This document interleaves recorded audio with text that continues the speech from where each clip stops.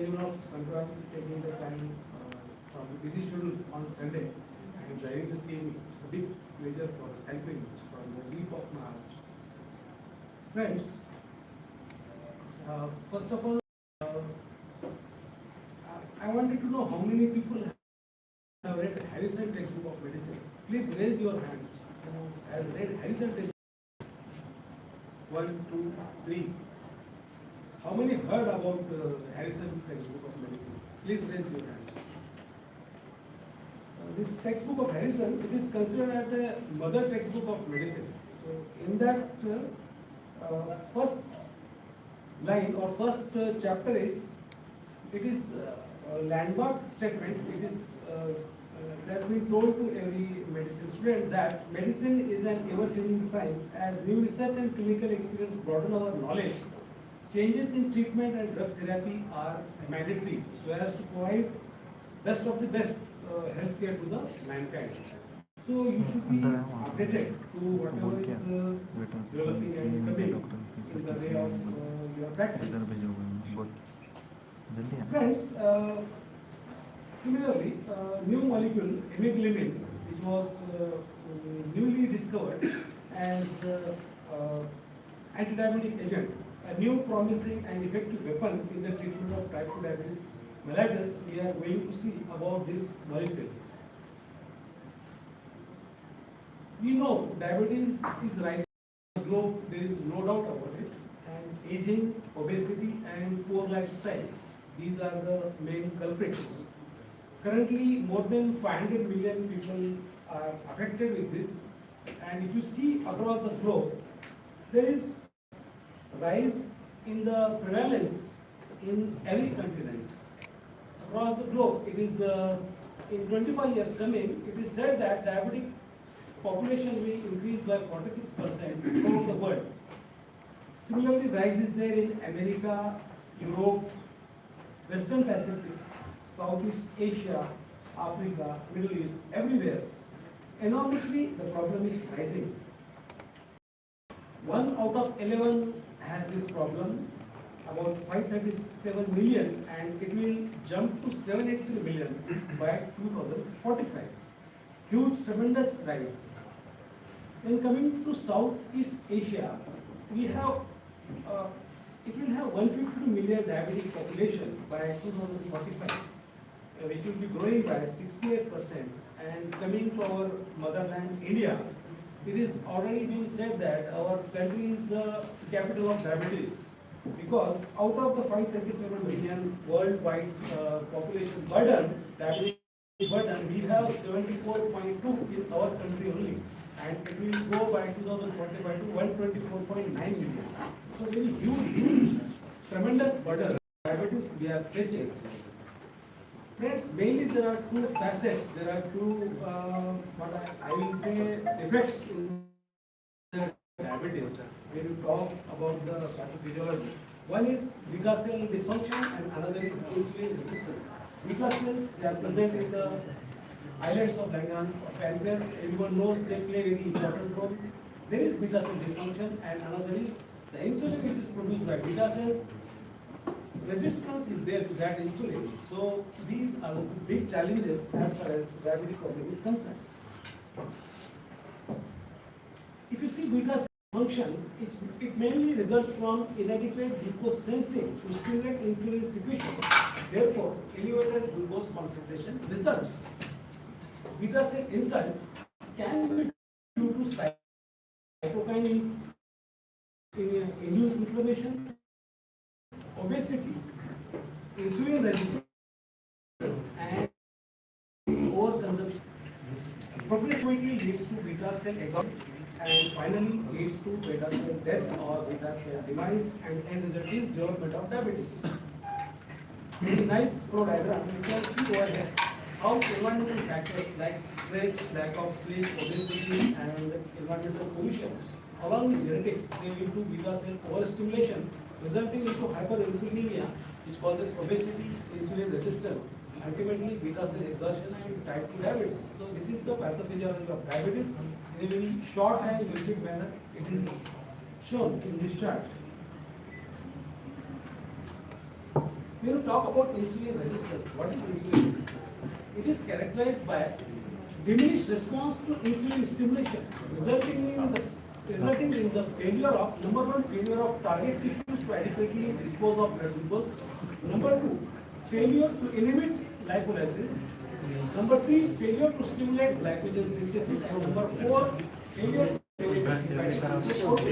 The end result is elevation in the blood glucose level. Ultimately, this leads to compensatory rise in insulin, and the result of, as a result, the hyperinsulinemia develops.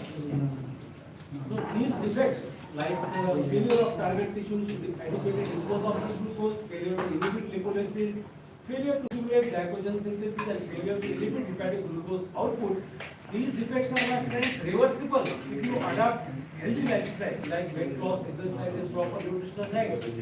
They are reversible.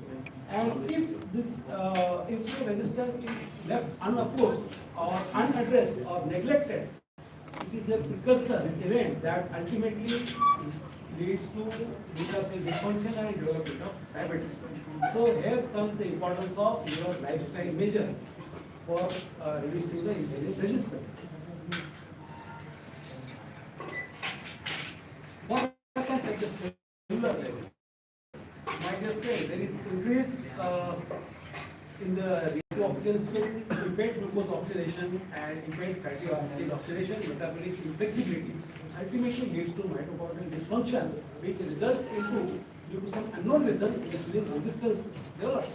Insulin resistance causes fat tissues to release more free fatty acids, which gets converted into glucose. They cause the muscles to make less glycogen and to not properly absorb glucose from the blood into muscles. Thus, glucose doesn't go into the muscles, it remains in the blood only. And insulin resistance causes the liver to produce more glucose. It is gluconeogenesis and less glycogen. Ultimate result is elevation in the blood glucose. So this is how the mechanism leading to insulin resistance is there. If you go back into basics, the role of mitochondria has been very much in talk and very much in discussion nowadays in regards to physiology and development of diabetes. Can you close the door? Please close the door. Please close the door. It's making noise. Yes, sir. Please close and don't do any movement across the door. From our school days, we know mitochondria, they are considered as the powerhouse of a cell because they produce ATP. ATP, they are needed for energy. They are also said to play a key role in regulating the insulin secretion in response to glucose. They are present in the beta cells.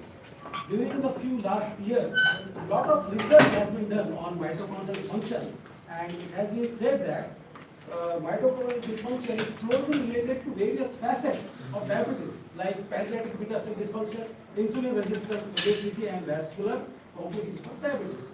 Ultimately, mitochondrial dysfunction and type 2 diabetes, they have very close link. They are interlinked. How? You see, genetic factors like mutations in the DNA and common genetic variants, along with environmental factors like obesity, intrauterine malnutrition, environmental pollutants. Intrauterine malnutrition has gained momentum nowadays in literature. A lot of has been said about this because if the baby is undernourished in the womb during the ANC status, there are high chances that after the growth of the baby, he or she may develop diabetes. So intrauterine malnutrition is very important factor that needs attention to prevent the diabetes in the future of that child. Like environmental pollutants, factory wastage, contamination of water, food, they all cause mitochondrial dysfunction. Mitochondrial dysfunction leads to insulin resistance and beta cell dysfunction. Beta cell dysfunction is characterized by impaired insulin secretion, beta cell failure, abnormal fusion, fission, and destruction of the beta cells. And insulin resistance is characterized by decrease in mDNA, decreased oxidative phosphorylation, increase in long chain acyl cyanide and increase diacylglycerol and increase ceramide, ultimately leading to type 2 diabetes mellitus. That is how genetic factors and environmental factors they are causing type 2 diabetes mellitus. Friends, if you see various anti-diabetic agents we have in the practice, in the market available now, they act to reduce the blood glucose either by, most of the molecules they act only by one mechanism except for the metformin and pioglitazone. They have dual mode of action. Metformin and pioglitazone, they primarily increase peripheral glucose uptake in the adipose tissue and skeletal muscle, thereby decrease the blood glucose level. Sulfonylurea, glimepiride, gliclazide, and imegliminide, insulin, they directly act on the pancreas to increase the insulin secretion. Our SGLT2 inhibitors like dapagliflozin, empagliflozin, they act on the proximal roots of the kidney and prevent the reabsorption of the glucose. So this is how SGLT2 inhibitors, dapagliflozin, empagliflozin, they reduce blood glucose. And Moglibos, our alpha glucosidase inhibitor, they directly act on the intestine to reduce the glucose absorption. This is how various anti-diabetic drugs they cause blood glucose lowering. All have single mechanism except metformin and pioglitazone. So what is the need of the hour? Friends, we need a molecule which should have more than one mechanism of action, maybe 2 or 3.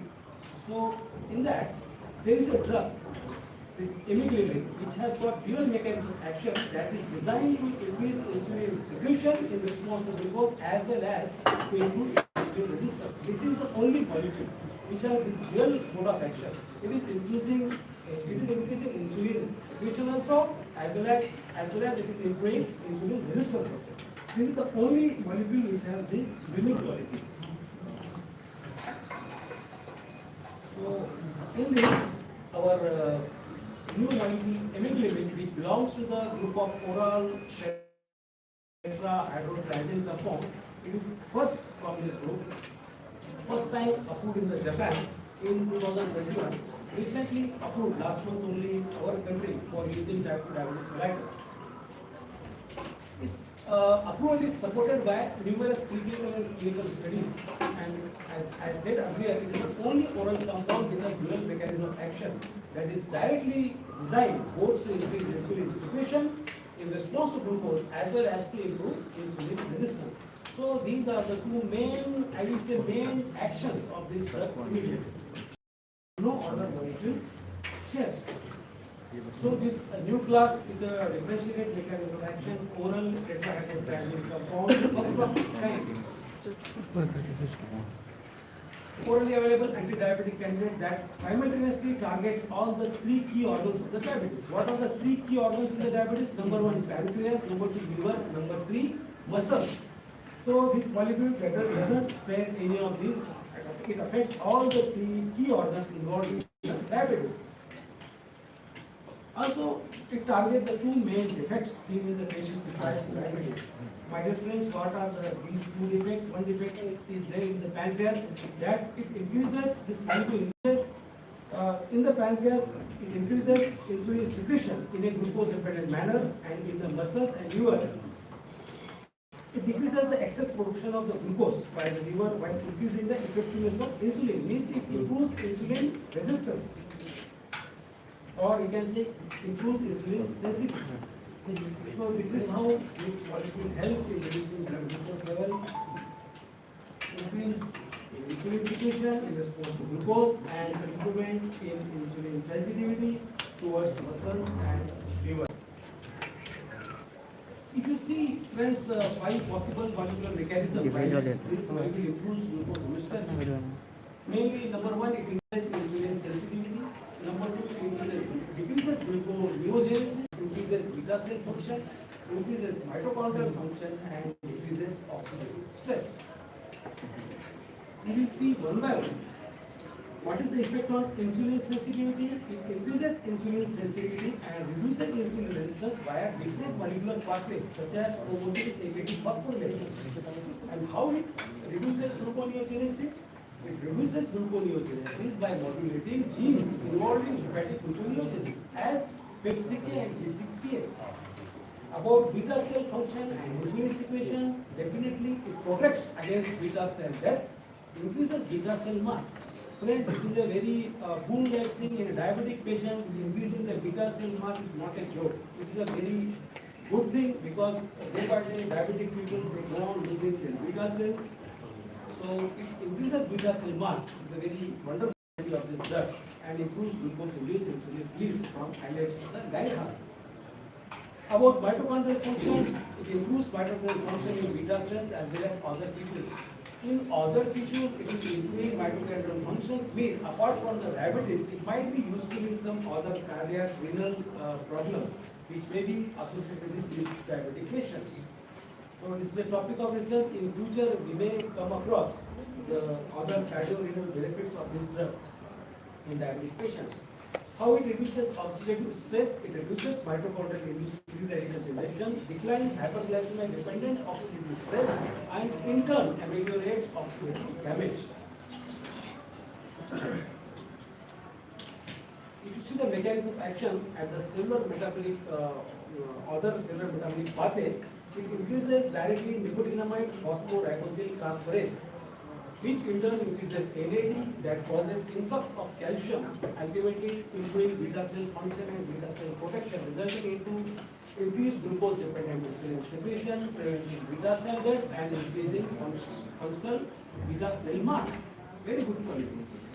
This increased calcium mobilization inside the mitochondria partially inhibits competitive complex 1, ultimately reducing reactive oxygen species and restoring complex 3 function, preventing NTP and PTP opening, thereby reducing the release of pro-apoptotic proteins. These are the toxic proteins which damages the beta cells of Langerhans and increasing the good ATP in the beta cells. Ultimately, there is enhancement in the liver, in the insulin action on the liver by reducing excessive gluconeogenesis, decreasing steatosis, and on the muscles, increasing the glucose uptake. There was one study which was published to show how Imeglimin increases glucose-dependent insulin secretion and how it improves beta cell function in type 2 diabetes patients. The aim of the study was to assess the glucose-stimulated insulin secretion effect of Imeglimin. It was a double-blind, randomized, placebo-controlled study conducted on 33 patients with type 2 diabetes who were either off the medicines or their medicines were withdrawn from their previous metformin gold therapy. And what was the result? My dear friends, after 7 days of Imeglimin treatment, it has been shown that insulin secretory response has gone up. It has gone up by 110%. First phase insulin response by 110% and second phase by 29%. Not only that, Imeglimin improved beta cell glucose sensitivity by 36% and tended to decrease hepatic insulin extraction. Imeglimin did not affect glucagon secretion. So the conclusion was, in patients with type 2 diabetes, this molecule not only improved beta cell function, but it reduced insulin resistance and ultimately it contributed to glucose lowering effect. My dear friends, coming down to pharmacokinetics or pharmacodynamics, you can see this is the oral drug. It is administered in a BD dosing of 1000 milligram. It has got a very low protein binding, very low hepatic metabolism is there, and it is unchangedly excreted in the urine.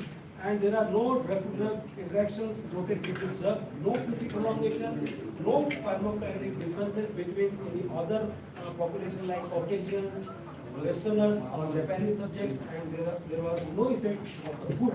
Means you can take this molecule before or after meals. Half-life was around 13 hours. That's why I said it has to be given in BD dosing, and it is not metabolized inside the body. It is eliminated in toto, unchanged in the urine. Regarding this patient population like renal patients, as I said, it is not metabolized in the body. It is eliminated unchanged in the urine. So dose reduction is mandatory, required for patients with renal impairment.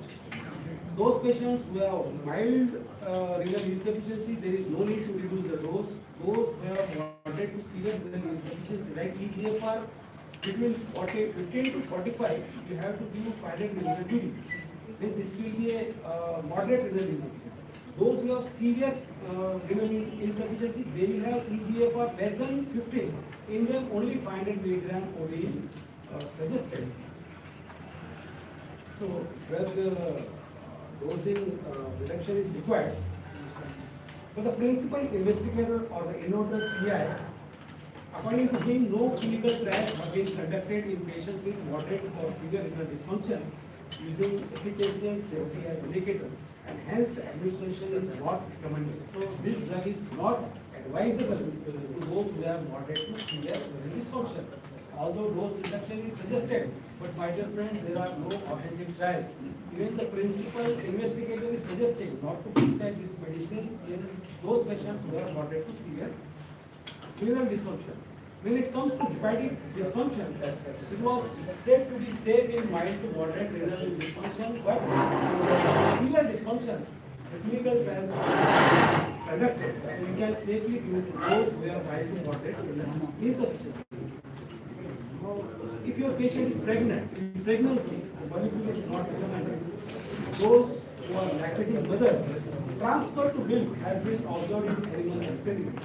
So consider continuing or discontinuing breastfeeding, taking into account the therapeutic benefits and the benefits of breastfeeding. You have to decide whether the candidate is going to benefit your drug or breastfeeding is more important.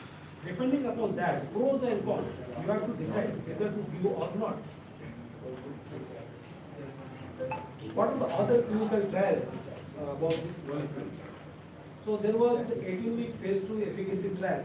It has demonstrated the dual mechanism, which I said earlier. One, insulin secretion, and second, insulin improvement in insulin action. You can see those patients who have received this molecule Imeglimin versus placebo, they have, you can see there is increase in the insulin secretion. With placebo, it was very less, 0.69. Whereas with insulin, whereas with Imeglimin, it was 2.57. So this clearly shows insulin secretion has gone up with this molecule. Also, improvement of insulin action is also noted as against placebo.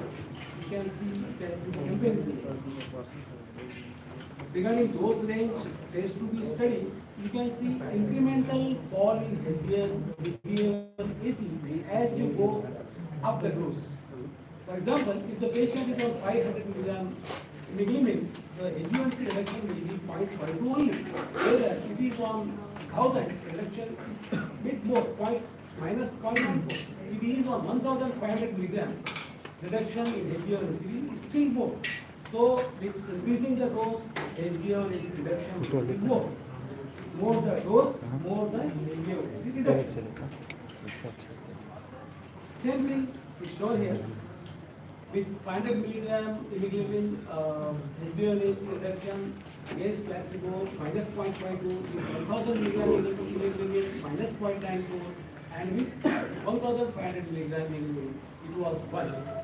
Regarding fasting plasma glucose reduction, with placebo it was just 16.6 drop, whereas with 500 milligram Imeglimin it was 8.6, with 1000 milligram 24.6, and 1500 milligrams again 24.6. Similarly, glycated albumin also gone down with 500 milligram, 1000 milligram, 1000 milligram. Fasting insulin level 11.53 with placebo, 500 Imeglimin 9.52, 1000 8.03, and with 1500 milligram 11.22. In another study, basically it was a Japanese study, the effect of Imeglimin on the daily glycemic profile was evaluated by intermittently scanned continuous blood glucose monitoring. It was a retrospective single center observational study. It was totally a Japanese study. Aim of the study was to evaluate the short-term effects and safety of this molecule in terms of glycemic control as assessed by intermittently scanned CBGM.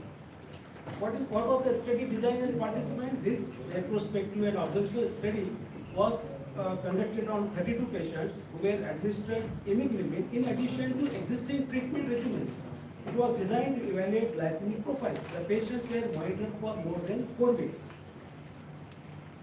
If you see, before Imeglimin, the mean glucose was 161, and after Imeglimin, it came down to 140. P value was 0.001. It was a significant difference. So in this graph, nicely you can see fasting reduction in blood glucose with placebo before Imeglimin and after Imeglimin. Around 140 after and before 160 it was. To conclude, Imeglimin clearly shifted daily glucose profiles into an appropriate range in Japanese type 2 diabetes patients, indicating a short-term improvement in glycemic control. Then they have conducted 3 trials, times 1, times 2 and times 3. Times actually stands for trial of Imeglimin for efficacy and safety. So in this times 1 trial, it was a randomized double-blind placebo-controlled monotherapy in which 1000 milligram of Imeglimin was orally administered in a bleeding manner twice versus placebo for 24 days in 213 Japanese patients. My dear friends, statistically significant HbA1c reduction was seen. Demonstrated efficacy and observed safety and tolerability profile was similar to placebo over 213 patients. So times 1 results are consistent with phase 2b results which I have shown earlier. HbA1c reduction up to the tune of 0.87. So times 1 trial was observed to meet its primary endpoint with a statistically significant HbA1c placebo corrected mean change from baseline of -0.87, as well as its main secondary endpoints including fasting with plasma glucose. Safety and tolerability were good, similar to placebo. In times 2 trial, it was a bit lengthy trial conducted over larger individuals. 714 individuals were selected and the trial was conducted for 52 weeks. In this trial, 1000 milligram of Imeglimin was orally administered twice daily, but here the drug was given in combination with existing antihypertensive glycemic agents. In earlier times 1 trial, it was a monotherapy trial. Here it was given in combination. Imeglimin was observed to show HbA1c decrease from baseline ranging from -0.56 to -0.92, with Imeglimin as an add-on to several existing oral antihyperglycemic agents. So it was effective. You can see this is a very wonderful diagram. You can see after adding Imeglimin to various oral other anti-diabetic molecules, when it was added to DPP-4, HbA1c reduction was -0.932%. With sulfonylurea, it has brought down HbA1c to -0.56. With glinides, -0.7. Biguanides or metformin, -0.67. Thiazolidinedione, that is pioglitazone, -0.88. AGI, alpha-glucosidase inhibitor, Coglibos, -0.85. SGLT2 inhibitors, our dapagliflozin, canagliflozin, empagliflozin, -0.57. GLP-1 alone, -0.2. And as a monotherapy Imeglimin, -0.4. You can see clearly better HbA1c reduction when Imeglimin was combined with DPP-4 and pioglitazone and Coglibos. So this molecule has demonstrated robust efficacy benefits in combination with DPP-4 inhibitors, as I said earlier. For this times 3 trial, friends, it was conducted on those patients who had diabetes and the blood sugars were uncontrolled. They were put on Imeglimin as well as insulin, one group, and placebo and insulin other group. It was a double-blind placebo-controlled trial. First period was 16-week period where insulin Imeglimin was compared with insulin placebo. After that, open-label treatment period was continued for 36 weeks, in which insulin and Imeglimin was continued only. Open-label treatment period, 36 weeks. Follow-up for 1 week. What were the results? If you see the study design, Totally, there were, friends, 334 individuals, out of which screening failures were 119, 215 randomized. Out of the 215, 108 went to insulin plus Imeglimin, 107 went to insulin plus placebo.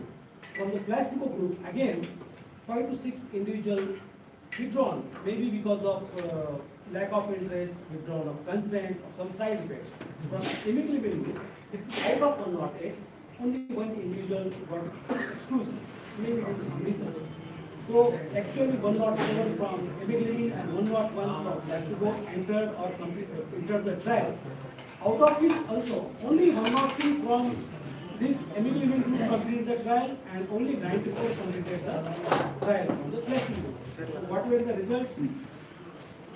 You can see the time course of lactated Imeglimin falling down over 52-week study period according to clinical groups. So it has shown improvement in immunity. So this open label extension period showed a sustained mean HbA1c decrease from baseline of 0.64 in patients receiving Imeglimin for 52 weeks and 0.4% reduction in patients receiving Imeglimin for 36 weeks.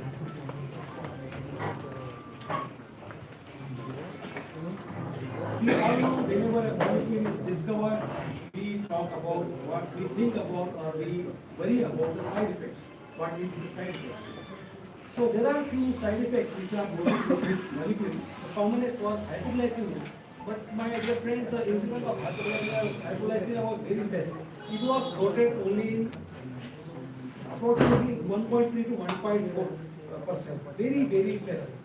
1 out of 75 in 500 milligram group, 1 out of 74 in 1000 milligram group, and 1 out of 74 again in 1500. So if you compare with metformin, the prevalence rate of the side effect as a hypoglycemia is very less with this molecule, and that is why it has got high chances to get success in future. No risk of hypoglycemia. But when you combine this molecule with either with insulin preparation, sulfonylurea, or fast-acting insulin secretagogue, the hypoglycemia went up to 6.7%. Still, it is a bit still low as if you compare other antidiabetic molecules. Cystitis, another side effect, seen only less than 1%. Loss of appetite, less than 1%. Eye disorders, diabetic retinopathy, retinal edema, less than 1%. GI upset, 1 to 5%. It's a very big issue with metformin, my dear friends. Only 1 to 5% you are getting side effects, GI upset with this molecule. And some increase in blood lactate and increased lipase and weight loss. See, weight loss, this nowadays many people are very keen on their weight. So they want to get weight loss with their antidiabetic medicines. So this property is very well, and dapagliflozin has captured the market because of this effect on weight loss. So this molecule has some, at least weight neutral you can see, or some degree of weight loss, but no weight gain. Common side effects with our traditional drugs, metformin, diarrhea, 53.2%, nausea, 25.5%, sulfonylurea, glycoside like limpride, hypoglycemia up to the tune of 45.5%. If you see older sulfonylureas like glibenclamide, glycoside, or older old molecules, diamine, semidiamine, glycine, when we were students at that time. SGLT2 inhibitors, UTI 6.7, genital infections 14.4, DPP4, nasopharyngitis 5.9, diarrhea 4.9, glidazoles, weight gain, very big issue, and osteoporosis. So these are the often commonly faced problems when the patients are put on these drugs. These side effects are not there with Imeglimin. If you see and compare the mode of action of various antidiabetic drugs, my dear friends, the metformin has effect only on insulin sensitivity, zero effect on beta cell stimulation, tremendous amount of increase in insulin sensitivity is noted, but zero effect on insulin stimulation. Again, sulfonylurea, limpride, effect on beta cell stimulation, no effect on insulin sensitivity. DPP4, tremendous effect on beta cell stimulation, zero effect on insulin sensitivity. SGLT2 mainly attacks on the kidney proximal renal tubules and thereby increase the glucose reabsorption. No effect on insulin sensitivity, no effect on beta cell stimulation. Our beta zones, 5 beta zones, powerful effect on insulin sensitivity, no effect on beta cell stimulation. But my dear friends, Imeglimin, it has got dual effect, both on insulin sensitivity also as well as beta cell stimulation. So this quality is shared by only this molecule, no other molecule shares this property. So this is the wonder of this molecule. We, as a India, has tremendous amount of insulin resistance, accounting to 11.2%. If you compare with other countries, like other ethnic groups, Mexicans, they have 3%, Japanese 1.6%. You can see because of the insulin resistance reducing potential of metformin, this molecule is very much used in our country because we have increased amount of burden of this insulin resistance. That's why we use like a water metformin in our practice. But the problem is that 20% of those treated with metformin will develop intolerance to it, and the mechanism is still not understood properly. This is the weak point of the metformin. If you see the HbA1c reducing capacity of the various drugs, metformin can bring down HbA1c to -1.4, very robust reduction. Pioglitazone -0.3. I am not satisfied with this figure. Pioglitazone is a very important molecule, so it should increase this figure. I am not satisfied. Beta-gliflozin 0.8, sitagliptin okay 0.5, dapagliflozin to the tune of 0.9, acarbose -4.5. Okay, glimepiride 1 definitely. Metformin and sulfonylurea, glimepiride, they are potent reducers of the HbA1c. They are potent drugs. Semaglutide 1.2. This drug is available, but it is very costly. In our people, they can't afford this molecule. And if you see the blood sugar reduction, fasting blood sugar reduction, very good reduction with metformin -53, pioglitazone -32 mg/cent, sitagliptin -13, dapagliflozin 28.8, semaglutide 28. So good reduction is seen with metformin and dapagliflozin. What are the possibilities with which Imeglimin you can combine, with which molecule you will go? So metformin and vildagliptin and glycoside, they are favorable to combine this molecule because of the low incidence of hypoglycemia. Definitely it can be combined with glimepiride, triazolidinone, other gliptins, SGLT2, but you have to keep watch on the side effects. This molecule was compared in two groups of patients. One of the group was receiving metformin, another was receiving sitagliptin. In both the groups, blood sugars were uncontrolled. It was a 12-week trial. In those groups, Imeglimin was added. We will see one by one. In this study, those patients of diabetes uncontrolled with metformin monotherapy, Imeglimin was added, and total of 156 patients were randomized 1:1 to receive Imeglimin in 1,500 mg twice a day or placebo added to a stable dose of metformin 1,500 to 2,000 mg. And change in A1C from baseline was the primary efficacy outcome. Secondary outcomes included fasting plasma glucose and pro-insulin ratio. You can see in metformin Imeglimin group, very nice reduction in HbA1c to the tune of -0.65%, whereas with placebo it is only 0.21. So A1c decreased from baseline to week 12 by 0.65% with metformin Imeglimin group, as compared to 0.1 only with metformin and placebo. So this has shown the efficacy of adding, usefulness of adding Imeglimin to poorly controlled metformin blood sugar level. In another study, instead of the metformin, sitagliptin was tried. Those patients who were uncontrolled with sitagliptin were added in one group with placebo, and another group sitagliptin was added with Imeglimin. And these results have also shown very nice reduction in HbA1c. You can see up to the tune of 0.7% in square, dark square sitagliptin plus Imeglimin, and in circles sitagliptin plus placebo. Good reduction with Imeglimin sitagliptin as against sitagliptin placebo. If you see the reduction in the HbA1c in response to A1C level, so one thing was sure, more the A1C, better the reduction in HbA1c. Suppose the individual has more than 9 A1C, so more reduction was noted in the A1C. If the individual has a good amount of A1C, normal towards normal A1C, reduction in the A1C was also less.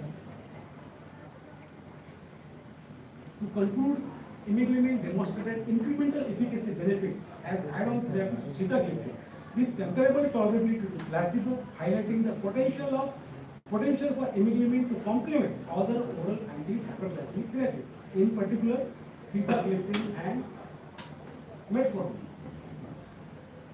This is a general slide in which various or almost all the antidiabetic drugs HbA1c reduction potential is shown when they are compared with placebo. You can see with metformin around 1 HbA1c reduction, with gliptin very mild reduction, allogliptin, sexa, sita, vilda.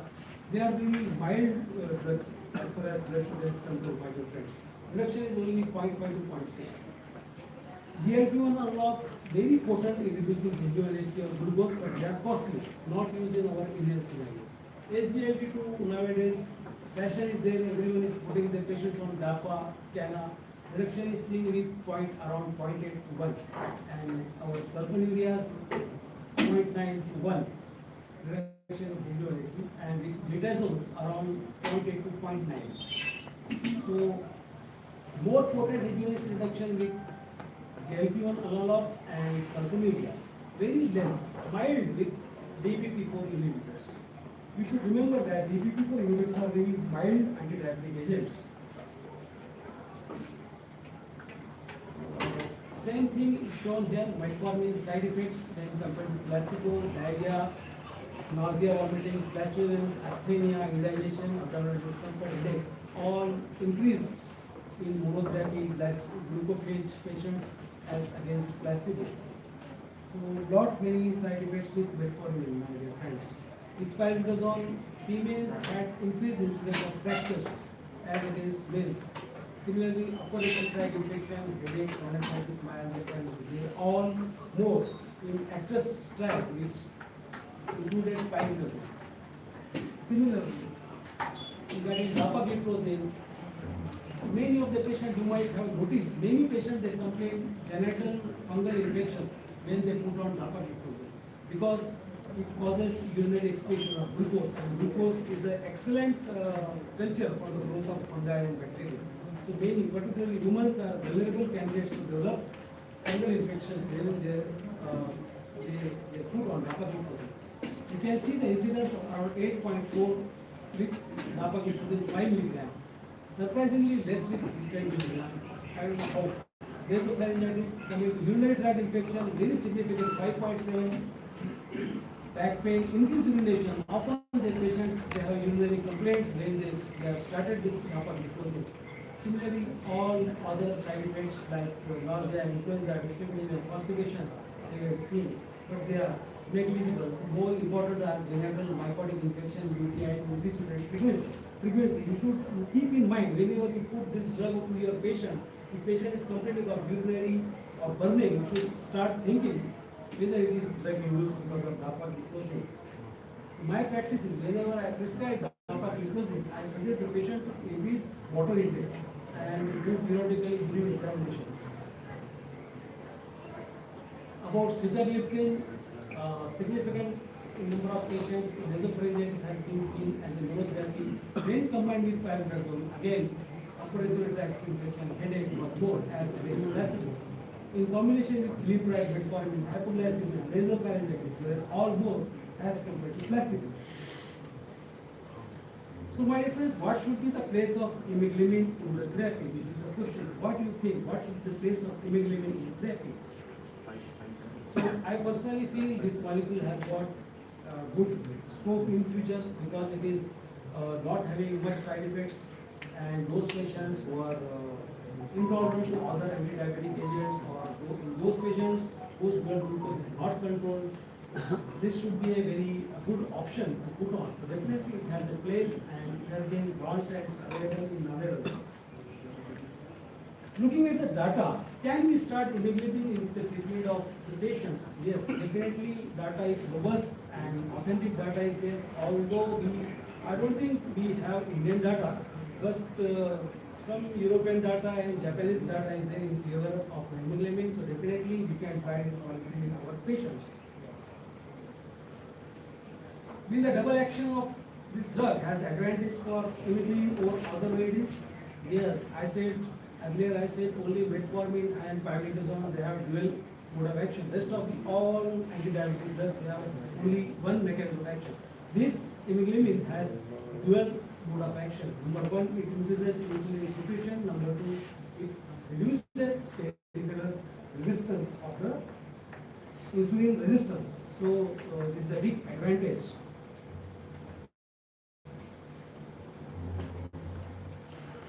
What will be your preference depending upon HbA1c reduction? Whether monotherapy will be better or combination? So definitely I will prefer combination therapy. But yes, no doubt, whenever other drugs are patients not tolerating, then definitely you can go with monotherapy. But for combination therapy, this is a very ideal drug. With which other OADs or anti-diabetic agents we will prefer prescribing immediately? So it is, as I have shown you two studies, one with sitagliptin, another with metformin, how it has helped in improving glycemia. So you can go to combine imeglimin with sitagliptin, vildagliptin, or metformin, even with glucoside also. What will be the dose fixation, probability dose combination with imeglimin? So in my view, 500 to 1000 milligram imeglimin should be combined with 500 to 1000 milligram metformin, or 40 to 80 milligram of glucoside, or 50 to 100 milligram of sitagliptin or vildagliptin. Imeglimin dose should be between 500 to 1000 milligram. This combination will be okay to begin with. In which patients will be the ideal to start with, either with mono or combination?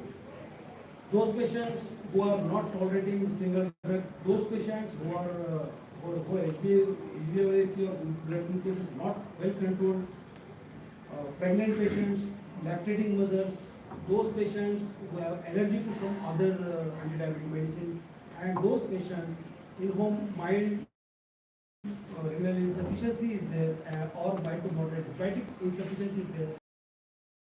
In those group of patients, definitely you can try this molecule. Now coming to important question of cost.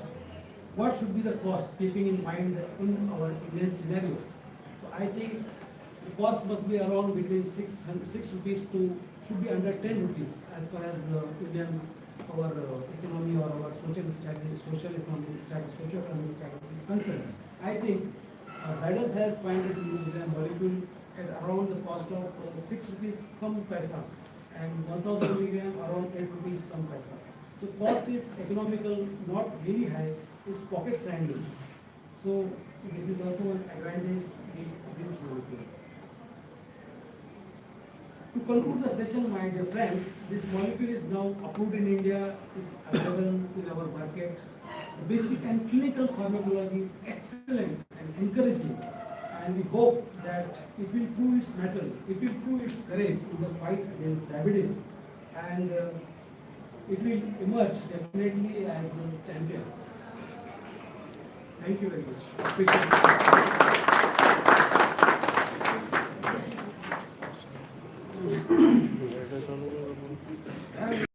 Any doubts, any questions? I